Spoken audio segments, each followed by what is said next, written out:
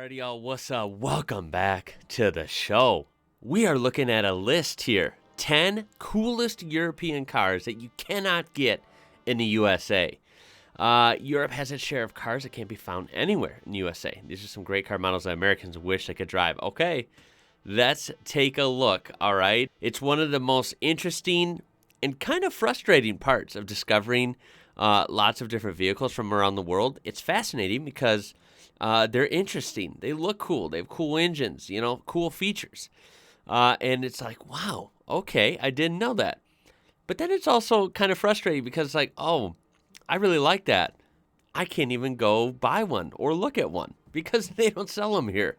The USA is a weird market because for all the things that the US, brags and boasts about, our car market is kind of weird. We actually miss out on a lot.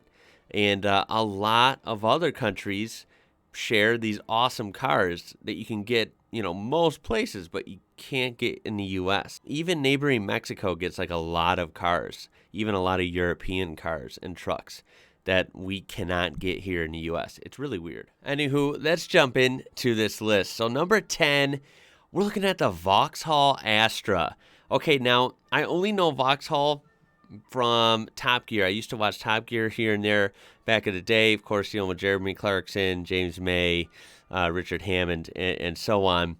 Excellent show. And I know Vauxhall, pretty popular in the UK, right? I think they used to show Vauxhall quite a bit on that show. And I believe they're part of GM or were shared a lot of parts with GM because a lot of their cars were similar. Now, what's funny to me is this is called the Astra, and we sold a car, which I'll show a picture here, called the Astra as well, and it was the Saturn Astra. Now, Saturn's a brand that's actually the reverse. We had Saturn, and I don't think Saturn was in Europe, although I could be wrong. Very cool brand. I actually own a couple of them. Anywho, I don't have an Astra, but yeah, I've seen them. They're quite rare here. It was not one of the best-selling Saturns by any means, but I'm guessing that it was a sister car to this because it looked just like this. Although I do mention that this car looks a little better, actually. So, you could tell they look similar, but this one just has a better, I don't know, it has more flair to it. So this one has the edge for sure. Of course, this is a small hatchback which Europeans adore. The cost is between 18,000 pounds? Yeah, 18,000 pounds and 27,000 pounds, which is relatively affordable. It is described as being nimble on the roadway. So it doesn't say the year. I'm assuming they still sell these then because we haven't had the Astra in forever. I think the Saturn Astra was one of the last models they made, and then GM just shut the Saturn division down altogether. And I believe that was 2008 or 2009. Oh, the Uudemog. Look at this hat. Yep. From you guys. It's awesome. I love getting stuff from you viewers. And someone from Germany sent me a real Uudemog hat. So how fitting that we're looking at one. That I did not plan that. That's really cool. I already do know all about this. I've looked at many videos, and it is just one of the coolest vehicles ever. It is like the definition of a badass truck. And for somewhere that just loves their trucks like the U.S., boy, we missed out on this one, didn't we? We need the Uudemog here. That's like my goal if I win the lottery someday, because I would need to win the lottery to afford one of these. Yeah, you'll catch me riding around in this thing for sure. Fiat Panda. Now, this is a goofy little thing. It's kind of it's got some ground clearance. It's kind of like a lifted little 5-door hatchback. Or is it considered an SUV? I don't know. It says this car is native to Italy and comes in a variety of styles, including a 4x4 option. Oh, really? The car is popular in Europe, but for some reason they never decided to sell it in the States. It is unique because it offers anti-whiplash headrests when driving through narrow city streets. Aren't all headrests anti-whiplash? I don't know. Maybe I'm wrong. I would hope they would be. It also connects your phone via Bluetooth. Uconnect. Oh yeah, that's because of course Fiat for a long time was with Chrysler, right? So Uconnect is a Chrysler thing. Americans have wanted this car for years because of its fun, can-do attitude, and maybe one day. Well, you never know. We do have Fiat, the brand here, but so you can buy Fiats here, but not this model. No, we don't have it. I like the little lights. Are those like are those considered fog lights or just some sort of off-road lights? I don't know. It is interesting, isn't it? It's an interesting looking vehicle. Skoda. This one, I have so much to learn about Skoda. Way more. I want to do videos just specifically on Skoda. I really have come to be fascinated by them. I got roped into Skoda by their rally cars. They make some awesome rally cars. And but this learning about just their history and their actual, street civilian cars, I really don't know much about. I would like to learn more about them. I have to say I actually like how they look. I don't know if they're popular or not throughout Europe, but I like them. I think this car looks sharp. This is a Skoda Fabia, which I've heard that because they do have rally versions of the Fabia, of course. It is created by a Czech manufacturer and comes in a variety of fresh spring colors. Like I said, I like the way it looks. I don't know if this is like black or if it's supposed to be a carbon fiber look roof. I think it might be just dark, like black, but I like that kind of two-tone. They have they always have this kind of like front grille with the vertical slots and then that little dip down, and it has the Skoda logo. I like this. I like this car a lot. Then we have the Renault. What is that? Ooh, I don't know how to say that. I'm not going to even say it because I'm going to be too embarrassed. But yeah, this one, I've heard of it. I guess I've never heard it pronounced, but I recognize that word. Like I've seen it somewhere. But this is a sharp-looking hatchback. I know hatchbacks are, at least the stereotype is that I've heard is hatchbacks are really popular in Europe. And hatchbacks are definitely, at least nowadays, popular in the States, too. You see them all over. I feel like they weren't as popular here when we go back maybe a decade or two, but I feel like over time they've become more popular in the States. So they're definitely a thing here as well, but I think you have more variety and, sharper hatchbacks in Europe as a whole.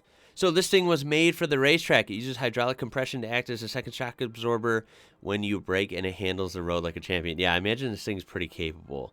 Has extra features such as lane departure, automatic braking. I don't think the U.S. has had Renault products since, maybe the 80s, I think I heard, right before my time. I was born in 1992, so I don't really remember ever seeing these on the road, or any Renault on the road. Same with Peugeot. We used to have Peugeot as well. Now they're long gone. This is a Peugeot 3008 SUV. It's kind of a weird angle. I would have liked to see like the front or rear, but yeah, that's interesting. We just don't get those at all. I'm assuming this is like a smaller SUV. The roof is made entirely of glass. That's cool. The Dacia, what is that? Dacia Duster? What the hell is that? I don't even know if I've heard of that brand. Dacia Duster. This is something in all my motorsport videos and, some European cultural videos, I've never came across this. When I see Duster, I just think of the old like Mopar, muscle car days. Dacia Duster, I've definitely never heard of. It's interesting. It's like a small SUV.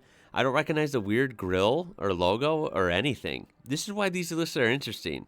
We definitely don't get this car. We definitely don't get that brand. Dacia Duster, tell me about it in the comments.